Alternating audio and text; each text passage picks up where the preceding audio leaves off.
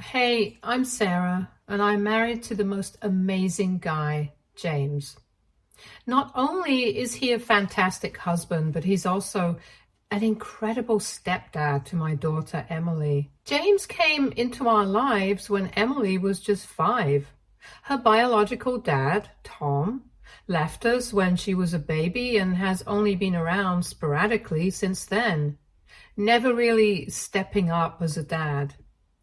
When James showed up, it was like a breath of fresh air. Right from the start, he treated Emily as if she were his own. I remember when we first started dating, he'd bring little gifts for her. Nothing fancy, just sweet things like a book or a cute stuffed animal. It was obvious he was trying to connect with her, and it totally worked. Emily warmed up to him pretty fast. One thing that really stands out is how James supported Emily's love for ballet. She started taking classes when she was 6, and James never missed a single recital. He was always there, cheering her on, sometimes even getting a bit teary-eyed. He made sure she had everything she needed: ballet shoes, pretty tutus, and even extra classes with a private tutor when she had a big performance coming up. When Emily was about 9, she had a big performance and she was super nervous. The day before, James took her to the park and they spent hours talking and practicing her routine. They even made up a silly chant to calm her nerves. That night, he stayed up late with her, going over her steps until she felt confident. The next day, she nailed it, and I know it was because James was right there with her. But it's not just the big moments. James is always there for the day-to-day stuff, too. When Emily struggled with math in middle school, he'd sit with her every evening after work, helping her with her homework. Sometimes they'd be at the kitchen table for hours, and even though James was exhausted from work, he never showed it. He was always patient and never gave up on her. But as awesome as James has been, there's always been this lingering sadness when it comes to Emily and her biological dad, Tom. There were times when she'd ask about him, wondering why he wasn't around, and it broke my heart to see her like that. I remember one Father's Day when Emily made 2 cards, one for James and one for Tom. She asked if she could send the card to Tom, and of course I said yes. She never got a reply. The disappointment in her eyes felt like a punch to the gut. James has always been super understanding about it. He never tried to replace Tom, but made it clear he was there for Emily no matter what. On Emily's 13th birthday, she got a letter from Tom apologizing for being absent. She was so happy at first, but then weeks turned into months and she never heard from him again. The hurt in her eyes was hard to watch. James stepped up even more during those times, always reassuring her that she was loved and important. One Christmas, Emily got really down. She was hoping Tom might reach out during the holidays, but when he didn't, she was crushed. James noticed and did everything he could to cheer her up. He planned this elaborate Christmas scavenger hunt around the house with little notes and gifts hidden everywhere. By the end of it, Emily was laughing and smiling again, and that's just who James is. Always thinking of others, always putting Emily first. When Emily graduated from high school, James was the one who cried the most. He gave this heartfelt speech at her graduation party about how proud he was of her and how much he admired her strength. It was such a tearjerker that even Emily, who usually keeps it cool, couldn't hold back her tears. James made sure she had everything she needed for college, even setting up a fund so that she wouldn't have to worry about student loans. About a year ago, Emily announced her engagement to her longtime boyfriend, Mark, and it was a moment I'll never forget. We were all gathered for a family dinner at our place. A rare night where we all had the evening free. Emily and Mark had been together for years and we all loved him, so this was the natural next step. Emily waited until dessert to make her announcement. She stood up looking both nervous and excited and said, "Everyone, I have some news." I saw James's eyes widen with curiosity. Then she held up her hand, and there it was, a beautiful ring sparkling on her finger. "Mark and I are getting married," she said. The room erupted into cheers and congratulations. James jumped out of his chair, his face lighting up like a Christmas tree. He hugged Emily so tight I thought she might burst. The pride and happiness radiating from him were undeniable. He's always been so supportive of her, and seeing her so happy just made his day.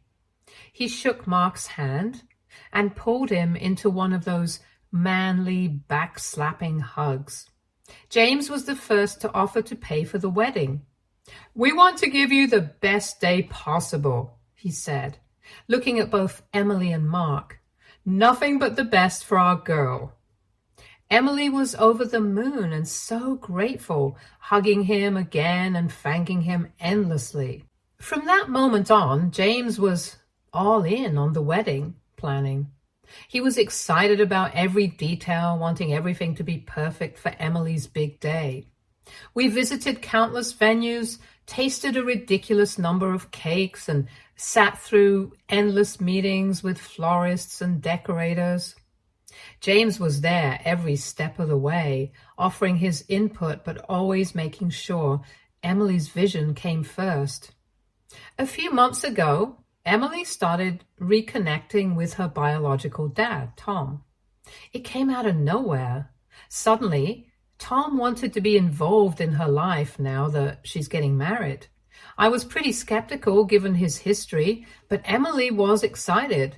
She'd always wanted a relationship with him, so I understood why she was giving him a chance. At first, it seemed fine. Emily was happy, and it was nice to see her smiling about something that had caused her so much pain before. But then, her attitude towards James began to shift. It was subtle at first. She'd forget to invite him to important planning meetings or brush off his suggestions, things she used to really value. James noticed too, but he didn't say anything. He's always been the patient, understanding type. One night we were all having dinner and Emily was talking about some new ideas Tom had for the wedding. James offered a suggestion and Emily cut him off mid-sentence, saying, "Tom and I already decided on this, James." The look on James's face was heartbreaking. He just nodded and stayed quiet for the rest of the meal. There were other signs too. Emily used to ask James for help with things like fixing her car or going over her finances. But now she'd mentioned that Tom was handling it. I'd catch James looking a little lost, like he wasn't sure where he fits in anymore. He never complained, but I could tell it was getting to him. I decided to talk to Emily about it over coffee one morning. I gently brought up how she seemed a bit distant with James. I tried to be careful with my words, not wanting to upset her. "Emily, honey, I've noticed you've been a little distant with James lately. Is everything okay?" She looked at me, a bit surprised and annoyed. "Mom, you're overthinking it. I'm just busy with the wedding and reconnecting with Tom. It's a lot to handle."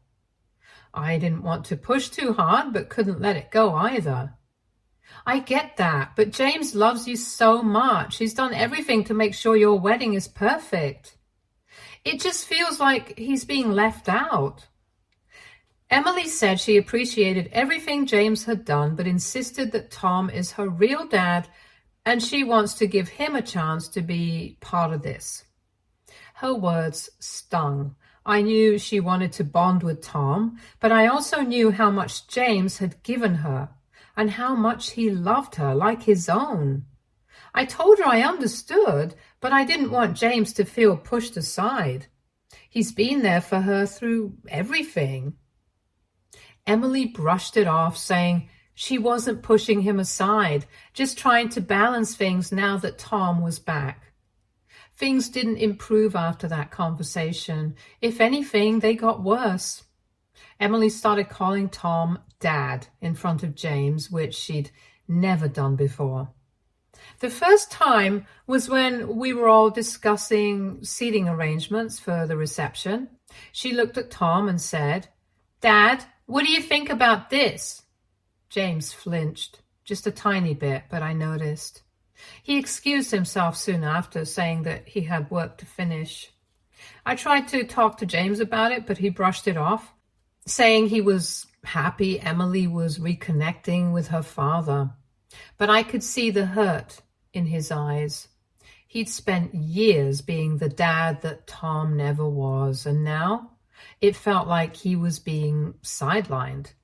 Emily started spending more and more time with Tom, going out for lunch, having long phone calls, and updating him on every little wedding detail.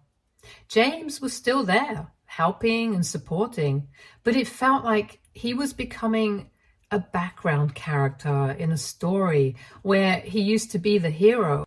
About a week ago, during a family dinner, Emily dropped a bombshell that caught us all off guard. We were all sitting around the table enjoying a nice meal when Emily cleared her throat and said she had something important to discuss. I had a sinking feeling in my stomach, but tried to shake it off and listen. "Everyone," she started, glancing at Mark and then at Tom, who had joined us for dinner. "I've been thinking a lot about the wedding and the roles everyone will play. I've decided that I want Tom to have a significant role in the ceremony." The room went silent. James looked up from his plate, his face showing a mix of surprise and hurt. He quickly tried to hide it, but I could see how much Emily's words had hit him. I was shocked too. We all knew this could happen, but hearing it out loud was something else. Emily kept going, completely unaware of the tension that had just filled the room. "I want my real father to walk me down the aisle. I think it's only right that Tom, my biological dad, has this special role." James looked like he'd been punched in the gut. For years, he'd been the one comforting Emily, supporting her through every milestone. And now he was being pushed aside. I could see the pain in his eyes, but, as always, he tried to be understanding. James took a deep breath and nodded, his voice steady but soft. "If that's what you want, Emily, I'll support your decision." It was heartbreaking. Months ago, Emily had asked James to walk her down the aisle, and she'd been so excited about it, practically bouncing with joy. I remember her saying she couldn't imagine anyone else walking her down the aisle because James had always been there for her. He'd been over the moon. But now things were different. Emily was wrapped up in the idea of having her real father play this big role, and she couldn't see how much it was hurting the man who had always been her dad, in every way that mattered. I couldn't just sit there. "Emily, do you realize what you're doing? James has been there for you through everything. He's the one who raised you and always supported you." Emily's expression hardened and she crossed her arms. "Mom, I get that, but this is important to me. I want Tom to be part of my wedding. He's my biological father." I glanced at James, who was doing his best to keep his emotions in check. "Emily," he said quietly, "I understand wanting to include Tom, but this is a big change. Just think about how much this means, not just to you, but to everyone involved." She was clearly frustrated. "I've already made up my mind. Tom is my dad, and he should walk me down the aisle. End of discussion." After that, dinner continued in awkward silence. James tried to keep the conversation going, but the hurt in his eyes was obvious. I felt so helpless, watching the man I love being sidelined by the girl he's always seen as his own daughter. After a lot of thought and heartache, I finally decided to talk to Emily about the situation. It wasn't an easy decision, but I'd been watching James, who'd put so much into making sure everything was perfect for her wedding, slowly getting pushed aside in favor of her biological father, Tom. I felt like I needed to draw a line somewhere. I told Emily that if James wasn't going to be considered a father in this wedding, if his role was being replaced by Tom's, then we should reconsider his financial support too. I made it clear that the money James had put into this wedding wasn't just a financial contribution. It was a gesture of fatherly love and support. If he wasn't going to walk her down the aisle, then it seemed only fair to rethink his involvement. I know that might sound harsh, but I was feeling torn. James had been more than just a stepfather to Emily. He'd been her rock, her constant support. And now he was being sidelined. It felt like a betrayal to see him overlooked in favor of Tom, who had been mostly absent from Emily's life. When I first brought it up, James tried to talk me out of it. He didn't want to make things worse or cause more conflict. He always puts Emily's happiness first, even if it means enduring his own pain in silence. He told me we should focus on making her happy, no matter how much it hurt him. But I couldn't just sit by and watch anymore. Every day I saw how much this was affecting James. His excitement for the wedding had turned into quiet resignation, and it was breaking my heart. I wanted Emily to understand what she was really doing, not just the symbolic gestures, but the real, tangible ways James had been a father to her. Despite James's protests, I went ahead and had the conversation with Emily. I sat her down and told her that if James was being pushed out of the father role in the wedding, then we'd need to reconsider his financial support too. I made it clear that this wasn't about the money, it was about recognizing the role James had played in her life.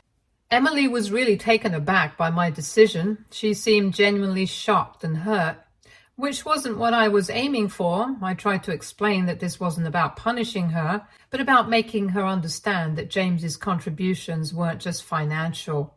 They were a reflection of his love, care, and deep commitment to her. If she wanted to change the narrative of her wedding to include Tom as a father figure, then it seemed only fair to rethink the role James had been playing in every aspect of the wedding. When I told Emily that James's financial support might be reconsidered if he wasn't going to have a role in the wedding, I never expected it to blow up like it did. Emily's reaction was intense and honestly pretty hurtful. She got really upset, accusing James of using his money to control and manipulate her wedding plans. It was shocking to see her go from being a loving daughter to feeling cornered and betrayed so quickly. The next thing I knew, Emily started spreading rumors among our family and friends, making James out to be some kind of villain.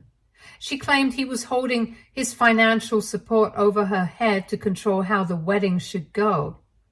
It was so disheartening to see how quickly things spiraled.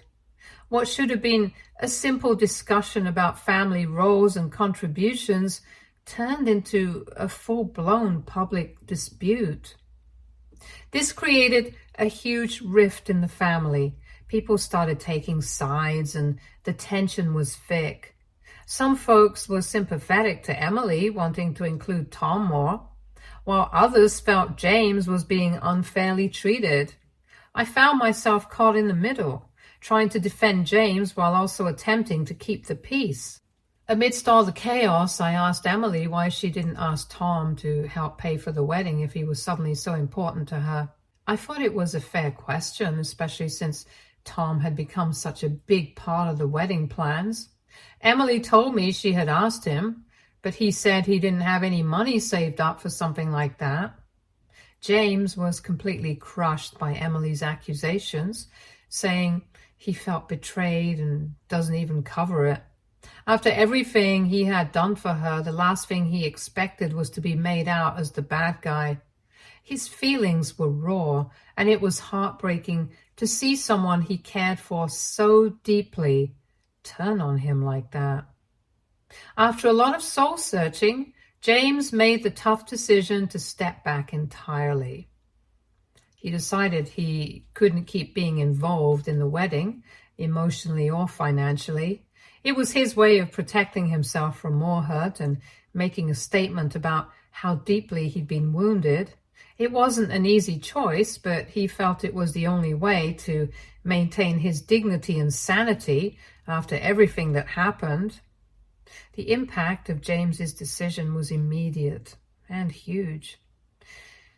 Without his financial support, the wedding preparations turned into chaos. Emily had been counting on James's contributions to cover a big part of the costs. Now, with that funding gone, she was left scrambling to figure out how to make up the difference. The stress and pressure of trying to manage the wedding expenses on her own were overwhelming. In the end, Emily had to scale back a lot for the wedding. The beautiful venue she had her heart set on was the first to go. It was one of those dreamy places that looked straight out of a fairy tale. But without James's financial support, it was simply out of reach. She had to settle for a much simpler location. A few things were already paid for, including her dress, so at least that remained untouched by all the chaos. As the wedding day got closer, it became clear that James and I wouldn't be attending. The tension and hurt were just too much, and we felt our presence might cause more drama. We didn't want to add any more stress for Emily on her big day, so we made the tough decision to stay away. A few days after the wedding, Emily called us. That conversation was one of the hardest I've ever had. She told us we had ruined her wedding, saying our decision to withdraw support and not attend had cast a shadow over what should have been the happiest day of her life. Her words were harsh and full of hurt, and it felt like a dagger to the heart. Now, some of our relatives are siding with Emily, saying we should have just gone along with what she wanted to keep the peace. They think James and I overreacted and that family should always come first no matter what. It's tough feeling misunderstood and unsupported by people who should know the whole story. I'm posting this on Reddit because I need an unbiased opinion. AITA in this situation? Should we have paid for the wedding? Update 1. Hi everyone. Thanks for your comments. After reading your opinions, I truly believe that we have done the right thing. It's been a few months since the wedding, and I wish I could say things have gotten better, but unfortunately they haven't. Emily still isn't speaking to James or me. It's like she's completely cut us out of her life, and honestly, it's heartbreaking. I've tried reaching out to her multiple times, hoping we could have a calm conversation and work through everything. But she's been stubborn and unresponsive. To be blunt, Emily is being a brat. I know that might sound harsh, but I'm at my wit's end. She's acting like a spoiled child who didn't get her way. And instead of trying to understand our perspective, she's digging in her heels and refusing to acknowledge how much she's hurt James. Every time I think about it, I get a mix of sadness and frustration. I understand that reconnecting with her biological father was important to Emily, but I can't wrap my head around how quickly she dismissed everything James had done for her. It's like she's forgotten all the sacrifices he made, all the times he was there for her, when Tom wasn't even in the picture. And now, because she didn't get her way, she's throwing a tantrum and cutting us out of her life? What's even more frustrating is how she's playing the victim to everyone who will listen. I've heard from a few relatives that Emily's been spreading her side of the story and painting us in the worst possible light. Some of our family members are even starting to believe her version of events, which only makes things more complicated. I feel like I'm constantly defending James and myself, trying to set the record straight. But Emily's influence seems to be stronger than the truth at this point. I didn't want to believe that Emily could be so selfish, but here we are. She's always been a bit headstrong, but this level of entitlement is something else entirely. It's like she expects the world to revolve around her, and when it doesn't, she lashes out and refuses to take responsibility for her actions. I am sorry I'm going on and ranting, but I have never been so frustrated before, and this has given me an outlet to let all my feelings out. Update 2. Hi everyone. It's been a few months since my last update, and things have taken quite a turn. I'm not sure how to feel about what's happening, so I figured I'd come here for some advice. So last weekend, Emily came over to see us out of the blue. Honestly, I didn't know what to expect since she's been so distant and cold since the wedding. When she showed up at the door, I was surprised but let her in because, well, she's still my daughter despite everything that's happened. After we sat down, Emily told me that she and Mark were in serious financial trouble. Apparently, she overshot her budget for the wedding by a lot. She maxed out her credit cards, and now she has debt collectors calling her constantly. I couldn't believe what I was hearing. I mean, we all knew the wedding was expensive, but I had no idea she was stretching herself so thin. I asked her how on earth she could let this happen, especially when she knew her financial limits. And that's when she hit me with it. She said it was our fault. She was expecting our help with the wedding, and when we pulled out, it left her scrambling. My jaw practically hit the floor. Our fault? After everything that went down? After she pushed James aside and said those horrible things about him? It took everything in me not to lose my cool right then and there. James wasn't home at the time, so it was just me and Emily. I took a deep breath and I asked her, "Why don't you ask your dear dad, Tom, for money?" I know it was a bit snarky, but I couldn't help it, after all the pain she put us through for that man. She looked down and told me that she already did, and surprise, surprise, Tom refused. I shouldn't be shocked, but honestly, it still stings to see her so let down by him, even if part of me saw it coming from a mile away. Then she started begging. She said she didn't have anywhere else to turn, and even said she'd be fine with a small loan that she'd pay us back. I could see the desperation in her eyes, and that broke my heart a little. Despite everything, she's still my little girl, and seeing her like this was tough. But at the same time, I couldn't just forget what had happened.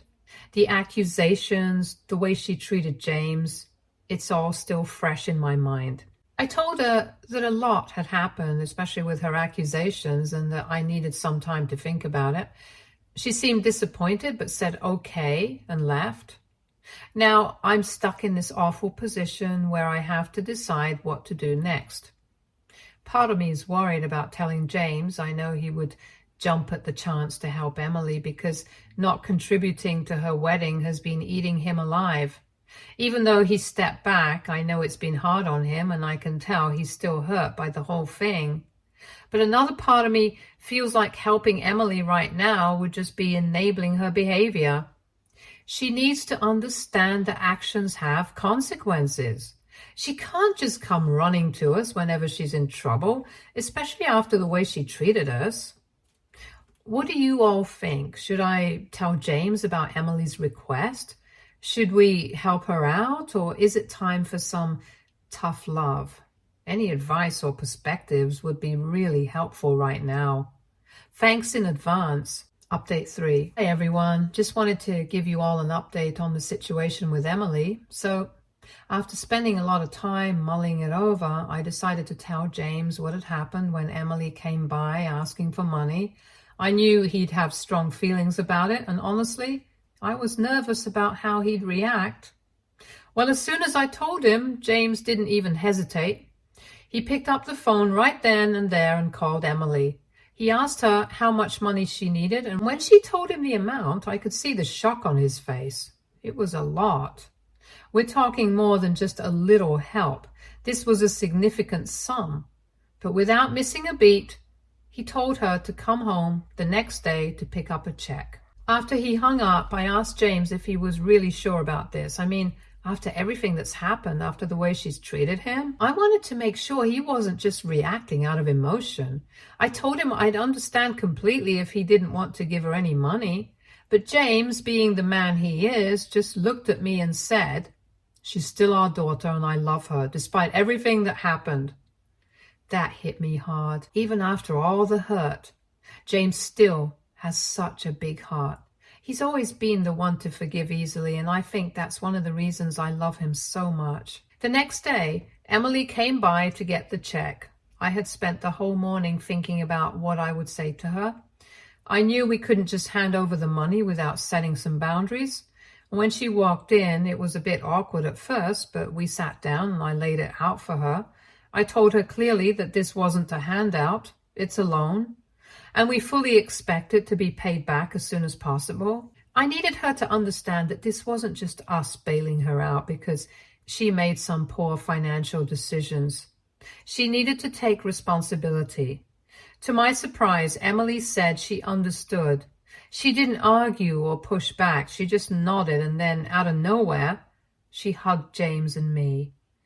It was a moment that caught me off guard. Part of me wanted to melt into the hug and pretend like everything was fine, like we were back to the way things used to be. But another part of me, probably the part that's been hurt so much by all this, couldn't shake the feeling that her intentions weren't entirely pure. I mean, I want to believe that Emily is genuine in trying to make things right, but I can't help but feel a little suspicious. After all, she hadn't spoken to us in months, and not until she needed money. And while I know that as parents it's natural to want to help our kids, I'm still struggling with this uneasy feeling that this reconciliation is more about the money than about truly mending our relationship. Maybe I'm overthinking, but something just doesn't feel right. As parents, we feel this responsibility to make sure Emily doesn't end up in financial ruin. And that's why we ultimately decided to help her. But I can't help but wonder if we're doing the right thing. It's hard to know where to draw the line between helping and enabling, especially when it's your own child. Thanks again for listening and offering your advice. It really means a lot to me to have this space to share and get some outside perspective. Stay tuned for more stories from Our Girl Relationships.